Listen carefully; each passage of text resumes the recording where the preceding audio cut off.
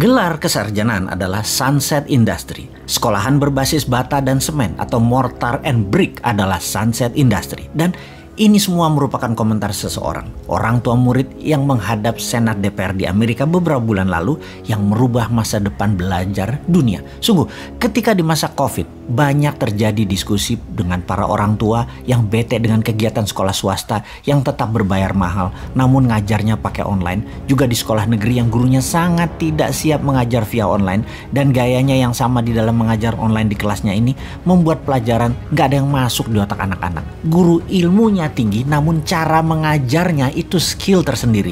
Karena faktor akademis yang ditekankan, maka ilmulah yang ditekankan. Padahal dalam dunia mengajar ada hal yang tidak kalah penting, yaitu cara mengajar dan ilmu yang sesuai dengan dunia nyata yang terupdate pada saat ini. Subjek kali ini adalah masa depan anak dengan pendidikan yang sesuai dengan kebutuhan pasar serta minat bakat. Saya teringat ketika ada video tentang orang tua murid yang mengajukan review pendidikan di Amerika ke DPR-nya Amerika beberapa bulan yang lalu, yang menurutnya terjadi pergeseran cara karena efek pandemi dan digitalisasi membuat pelajaran sulit diterima buat anak-anak. Dia di depan para anggota DPR itu berkata, "Sebutkan siapa presiden Amerika yang ke-16. Yang anggota DPR-nya pada bingung, coba-coba mengingat dan menebak-nebak.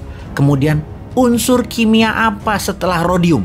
Kemudian apa gunanya DNA dan RNA dalam tubuh manusia? Di mana palung laut terdalam di dunia? Apa tempat paling tinggi kadar oksigennya di dunia?"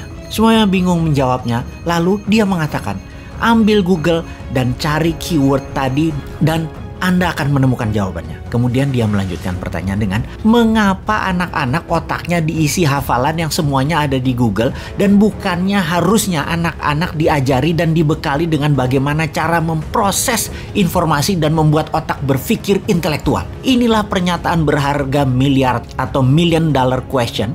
Kemudian efek dari diskusi dengan anggota DPR tersebut saat ini di Amerika merubah cara mengajar dan apa yang dipelajari di kelas, di mana fungsi ruang kelas menjadi semakin berkurang. Sungguh, sistem edukasi di Indonesia pun harus diubah segera, pronto.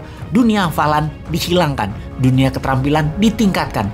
Buang sistem nilai dan ujian, ganti dengan sistem kompetisi kekaryaan, kompetisi olahraga, kompetisi sains, budaya, seni, art, dan lain sebagainya. Sekolah hanya sampai kelas 10 aja dan hanya sampai kelas 1 SMA. Sungguh, sekolah itu dibagi dua. 1 sampai 6 itu sekolah dasar, kelas 7 sampai 10 itu menengah. Lalu 1 tahun wajib militer tinggal di barak. Lalu kuliah adalah sekolah tinggi. Dan fokusnya bukan degree tapi keterampilan. Sekolah kelas 1 sampai 10 adopsi homeschooling dikombinasi dengan sistem sekolahan konvensional plus buang sistem nilai, ganti sistem kompetensi dan kompetisi. Sekolah hanya dari jam 8 sampai jam 12 untuk anak kelas 1 sampai kelas 3. Sekolah dari jam 8.30 sampai jam 14 untuk anak kelas 4 sampai kelas 7. Jam 9 sampai jam 16, kelas 8 sampai 10. Tidak ada homework. Sungguh, kalau kita tidak segera merubahnya, maka Indonesia akan tertinggal jauh dan ini perlu tindakan sangat drastis. Cikar kanan, putar haluan sampai 90 derajat. Geser segera, arahnya salah ini. Pendidikan kita sistemnya mengarah ke arah yang tidak jelas, bukan ke dunia baru, bukan ke dunia pencerahan. Sistem pendidikan kita tidak membuat anak-anak menjadi berkemampuan yang up to date, hanya hafalan, hanya pintar hafalan. Jejari minor muscle-nya, attitude-nya, social skill-nya, kemampuan bahasanya, buku yang dibacanya, leadership skill-nya, teamwork-nya, kompetisi olahraganya, kompetisi seni budayanya, musik, tari tradisional, dan tari modernnya. Memahami, memiliki pengetahuan sumber pencari income yang lain, yang banyak. Di mana mereka diajarkan kalau guru mengajarnya masih menghadap papan tulis? Sungguh, kita melihat kenyataan ke depan sekarang. Pendidikan berbasis game ala The Sims, Roblox akan menggantikan tugas guru. Diramalkan profesi dosen dan guru akan hilang karena kampus dan sekolah akan merubah menjadi semacam I.O. yang mengorganisir kegiatan aktivitas harian anak dengan keterampilan masak, pertukangan, main saham, main kripto.